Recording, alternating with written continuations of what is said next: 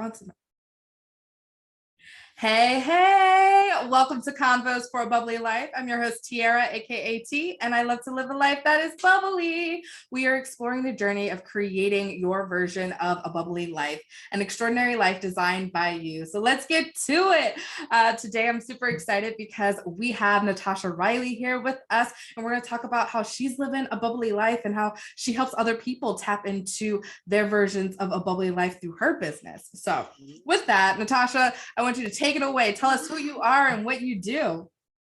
Hello, Tiara. Thank you so much for having me. Everyone, I am Natasha. I am a licensed sex therapist. I am a certified sex and intimacy coach.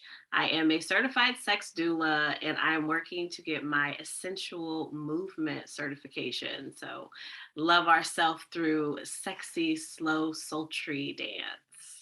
Oh, I love it. I love all of that. Like there's so much magic and like the sensual, the sexual, and there's so much to like unearth in that space. So I want to say, like, I define a bubbly life as an extraordinary life, like a life by our own design, and we're the creators of our space, our universe, and what we get to experience in it. And so with that, I want to know, how are you living a bubbly life? So it is very new because I am working through being a overthinking, high achieving Black woman. So coming into my bubbly life is accepting pleasure, not just in the bedroom, but understanding that I deserve ease, I deserve pleasure, I deserve my heart's desire. And even though there are a lot of messages that say that I don't deserve that, I still do. And so I should act on that. So, whether it be I want that piece of cake, or I want that rest, or I want that week off, I am now honoring that without feeling guilty about who it may bother or who it may inconvenience in the process. Ooh, I love that. That's juicy. Can you talk a little bit about your journey with coming to that releasing of the guilt? Because I feel like that's a very big, I mean, I know it's a conversation for myself too, of like, okay, like I want this thing, but like this person, like my mom's gonna be mad if I do that, or someone else is gonna be this, and then and then so like, what do you do to kind of let go of that I'm just like that contracting, like feeling really yeah. So believe it or not, it started with accepting help, which is not the easiest. I am the stereotypical Black female. I can do it all. I don't need your help. Just let me do it, because you can't do it right. So it took a lot of accepting support and accepting help to say, Natasha, you do deserve the rest. You do deserve to be happy. Everything doesn't have to be on pins and needles. It's okay not to be perfect. It's okay to be still, and then putting it into action and being held accountable. And those that do not appreciate or can't pour into me in the pivot that I'm making in my life, figuring out where they go respectively. Because it's not beneficial for me to try to go on this journey and have people question why I'm doing it. Because if you question me, then I'm going to question myself. Right. So just support, asking for help, and admitting that I'm struggling. That was the biggest part of it, because with asking for help, you're admitting that either you're not doing something right, or something's wrong, or it's admitting that I am flawed. I'm a flawed human. And so by doing that, I can accept that I am flawed, and that's okay. And in being flawed, I deserve help. And with help, they tell me to rest, they tell me to eat, they tell me to do things that I enjoy, put myself in places that make me happy. And I don't have to do things I don't want to do, because I'm too grown to be doing that. I love it. I love it.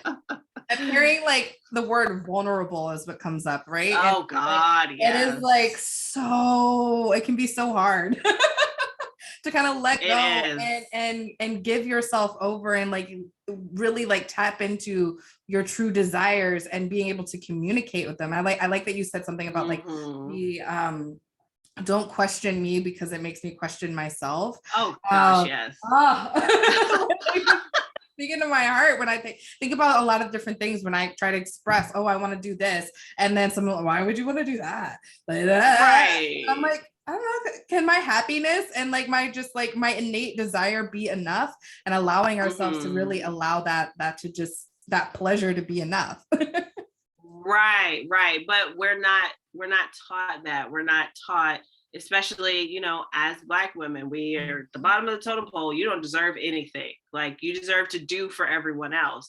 And so when you hear that message as a Black woman, when you hear that message as a woman, like, no matter where you go, it's like, no, how dare you put yourself first? There's so many people that need a piece of you. And it's like, oh, okay, but then where's the piece of me for me? And I don't want a piece of me. I want all of me, and then everyone else benefits from getting all of me. No one deserves pieces of me, especially me. Oh yeah, I love it. Like, one of the visuals that I've been really working with is that like when people talk about like you got to fill your cup and then like whatever. I like to the visual of like an overflowing cup. Like, I am not helping anybody. Not just like when my cup is full. I'm not helping you until my cup is overflowing. That you runneth over. Yes. When it's running over, that's when we can spread it out to the rest of the people. And I love that. We have to have all of ourselves, not bits and pieces. And I'll say it, growing up in my own experience, it's always been like, you're not a good person, or there's this like having to fight with like other people's perceptions of you when you take time for yourself, when you ask for anything. And it just that perpetual idea of like you're taking away from somebody else by doing something for yourself really makes it harder for, I think, later in life when we're trying to reclaim who we are and what we desire. And it becomes a practice of like remembering that we do deserve it. We deserve everything that we desire in life. Absolutely. And it's always a work in progress, because you'll come up against something every single day that says opposite. And so I've learned, like, just recently, that my brain is a liar. And like, it is best to not listen to it, but also discern because it just wants to protect me, you know, and I understand that, but being able to discern between, is this protection or is this real danger? And if it's just you trying to protect me, I got it.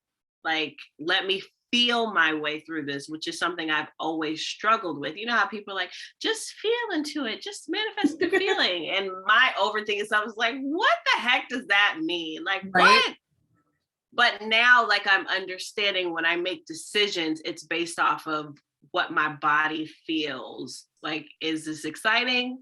Does this make me anxious? Does it make my throat drop into my stomach? I start paying attention to that. And that's how now I'm navigating making decisions for myself. I love that. That's intuition, right? That's like, you know, really that divine feminine energy of like really feeling into. Oh, that makes me so happy, because I have just been so masculine here. You understand?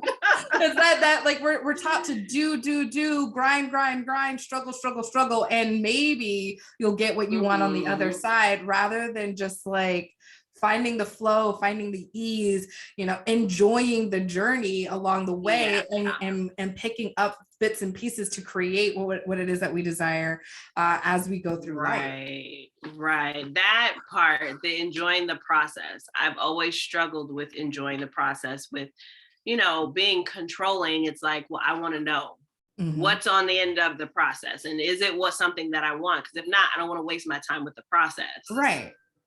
But it just doesn't work that way. And I'm finding that it can be exciting, the process, if I allow it. Me? No worries. If you allow, yes, if you allow it thing, like, you know, and I struggle too with the with the enjoying the process. But part of it is like, well, I want it now. Like time and I are not friends. We're not friends. I'm like, can I get that instant gratification, please? And then so when it doesn't instantly show up, then it goes back into this whole mindset of, well, what's wrong with me? How do I fix myself? And rather than just being like, you know what, it's on its way, and let's refine and define, like, and let's get more into like, well, what is it exactly that I want?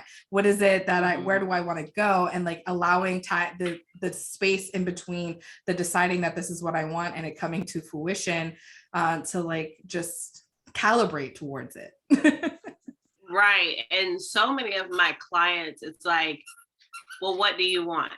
Well, I thought I wanted, okay. Well, look, that's where we need to start. Like, I need you to figure out what it is that you want. You know, you say it's in the bedroom, but now I'm 95% sure that it's not in the bedroom, because when you're doing what you want in life, when you're working how you want to work, when you're interacting with people that you want to interact with, it makes being in the bedroom that much better.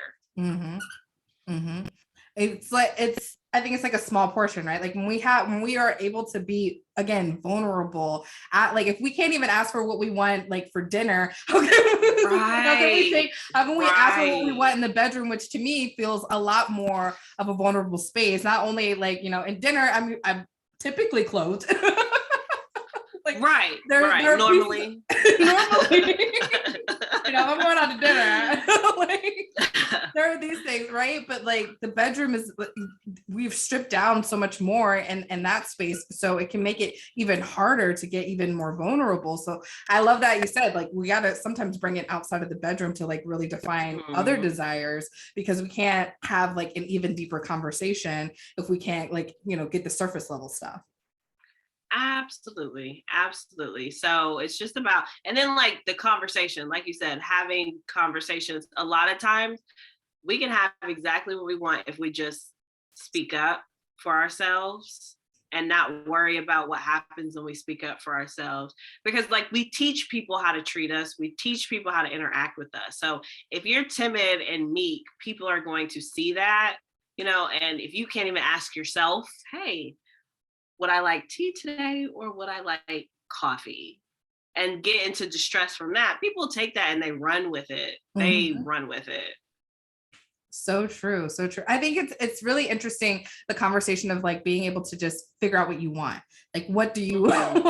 And I'm like, I'm a Libra, I'm not decisive, but no. Me too. Oh my gosh. I tell people all the time, I say, yeah, I'm a Libra.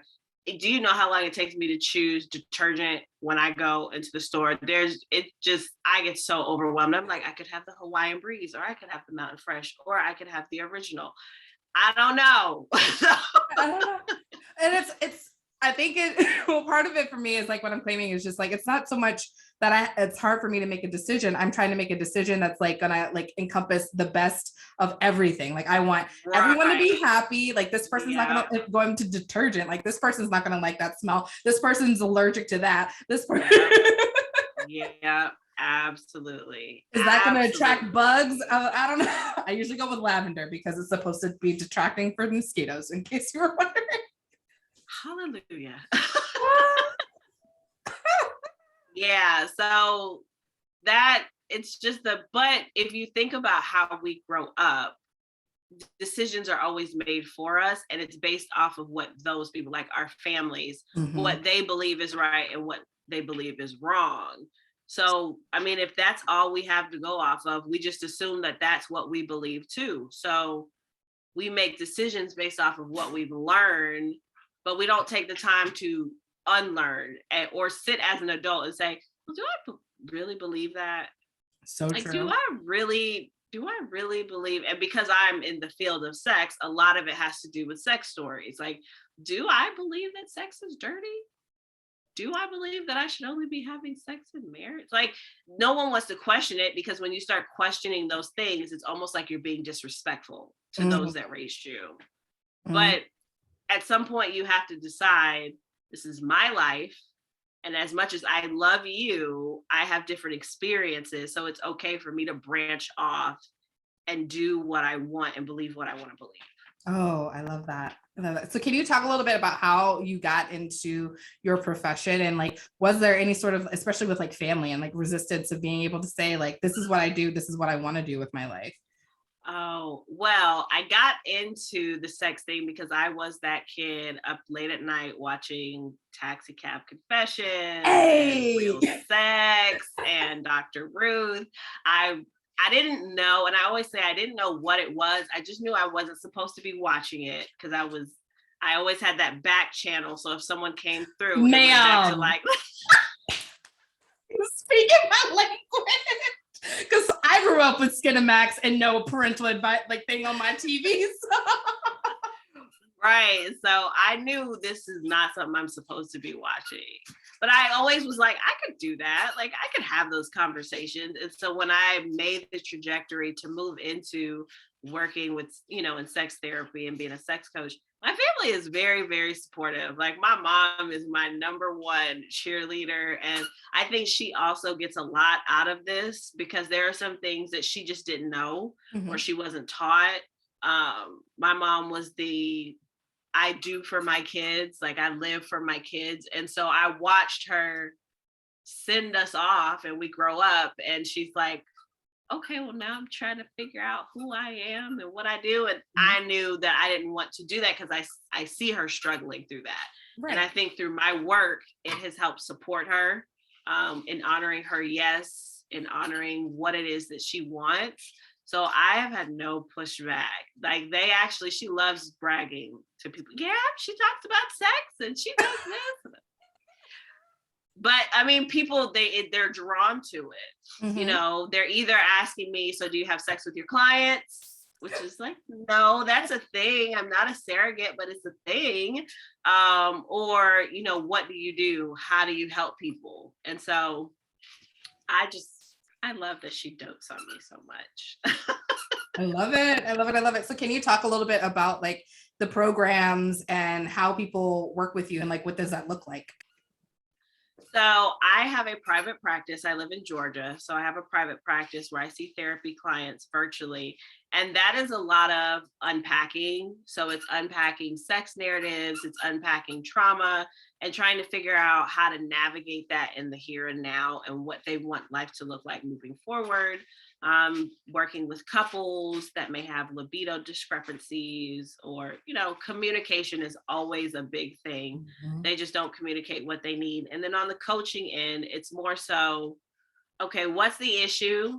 How do I get to the solution? I'm not having orgasms.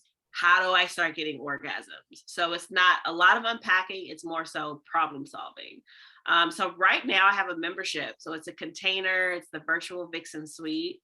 So it's a container where they get coached by myself once a month. And I have a self-worth coach that works with my clients as well. Because what I found is we all know about self-worth. But there's so much more to it. And there's some things I can't scratch the surface until I know that you believe that you deserve the things that we're going to talk about. So Jasmine comes in and she really hones in on the ladies and their worth and their value to help them understand who they are and what they deserve as women in this world. And then I just swoop in with the sex stuff and feeling good. And it's not always about sex. I think I'm really honing it on pleasure and what pleasure means, because a lot of women equate pleasure and intimacy to sex. And what I want my clients to do is connect with yourself, know the ins and outs of yourself, because that's where the power is. When you get with someone and you have this false belief that they should know everything about you and they should be able to please you. That's not fair on them. And I equate it to a scavenger hunt with absolutely no answers. I want you to go out and do the scavenger hunt, but we don't know what you're looking for. Just grab stuff and come back and we'll be like, yay or nay. No. So no. That's what I compare it to. And I'm like, it's not fair. And it can also be an ego kill for both of you to be in the bedroom. And it's like, no, I don't like that. Well, what about that? Oh, I don't like that either. And it's like, well, listen, I don't know how to help you, but you have to help yourself. You have to explore yourself. You have to tap into yourself. And I think we spend a lot of time trying not to, because it's scary, the things that'll come up when we start connecting with ourselves. Mm. Oh yeah. Oh, that feels so good. Like that is huge, right? Like, you know, I think we're taught so much to view the world from like the perspective of like everything that's outside of ourselves, right? And so, Absolutely. you know, we learn through what do the people around us do. We have an understanding of who we are based off of what other people say about us to our faces, and or what we hear about somebody said behind our back, whatever. Like, so we create these perceptions of ourselves based out of so many outside sources. So the idea of like slowing down, stopping, and like actually talking to ourselves can be very intimidating. Absolutely. Because then you start to question everything. You start to question everything, and you start to question everybody. And that can be isolating, and it can be grieving, because when you realize that some of the people in your life, family, friends, they're only in there for what you've been able to give them, that becomes like, that's sad. That's really sad to think about. I've left myself open to be taken advantage of, and these are the people who are supposed to love me the most. Oh yeah. It's very sad and disheartening, but when on the other end of it comes like you can create your own power, right? Absolutely. Once you learn so much about yourself and you're able to stand in your power, see your magic, you're like, oh shit, wait a minute. Like I don't have to give access to everybody. Like, you know, I can create healthy boundaries. I can speak up for myself. When we have that conversation with ourselves, we understand what we want. Like, Absolutely. I call it like that unfuckwithable energy, where it's like, oh no, I did way too much. You don't know how many tears and cutoffs I had to do to get here. You will not mess this up for me, because I can't start over. Like I can't. It was too much work. It was too much pain. It was too much uphill. And though there's like, you always have to do the work, you do come to a place where it's just like, I'm doing the work and I'm good. Like I'm good, and I don't want anyone to stop my momentum, because now my momentum it's not uphill anymore. Right. It's like little valleys, peaks and valleys, but it's not a mountain anymore. You're flowing. You've got like, I don't know. I'm like, I'm not a biker. I'm like trying to make this analogy. And I'm like, when's the last time I've been on a bike? But you know, you're in the right gear, even if you're going up that hill a little bit, like it's got so much momentum that you might have to push the pedal just like a little bit, but like, you're not grinding. Struggling. Right. That's the thing. And I feel like all women, especially Black women, deserve that space. You deserve to coast, you deserve ease, and you deserve to see what it's like when you love yourself unconditionally, that everything else that you get is literally just an enhancement. Like it's makeup. You're beautiful. Makeup makes you even more beautiful, but you're beautiful without it. Those people that come, the people that come into your bed, the people that, you know, you interact with, the things, it's great, but it enhances the work that you've already done, and you don't need it. You are good as is. Understanding our value, understanding our worth, and actually believing in it, right? Claiming it. Yes, absolutely. Despite what you are told differently, because we are constantly told differently. Oh yeah. Okay. What would you recommend to someone looking to follow like in your footsteps, build what you built for yourself, and create like a similar bubbly life like as you? Start the work now.